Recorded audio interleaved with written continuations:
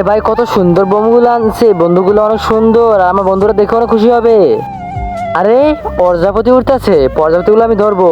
তার আগে এই বোমগুলো এখানে ধুয়ে নেই, না হলে প্রজাপতিগুলো হারিয়ে ফেলবো। যাই প্রজাপতি ধরে নিয়ে আসি। আয়া পড়ছি, ধরবো ধরবো ধরবো। আরে এখানে প্রজাপতি না ধরে বোমগুলোর কাছে দেন, নাহলে বোমগুলোকে চুরি করে নিয়ে যাবে। হ্যাঁ বলো, আজকে কার হেল্প করবো?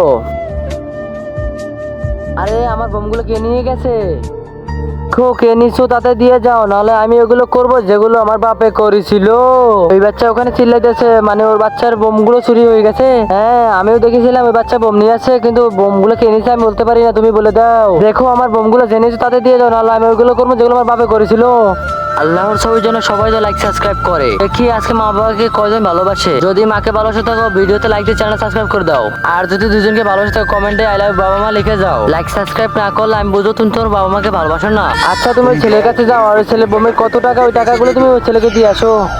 মনে হয় ছেলের বাবা অনেক ভয়ঙ্কর, যাই ওর টাকাগুলো দিয়ে আসি। এই ছেলে তোর কাছে বোমগুলো আছে? হ্যাঁ হ্যাঁ ভাইয়া ওর কাছে আছে, আমি নিজে দেখছি।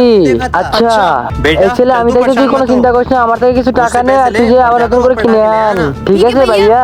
এই ছেলে তুই আগে বলে যা তোর বাপের বোমগুলো দিয়ে কি করে।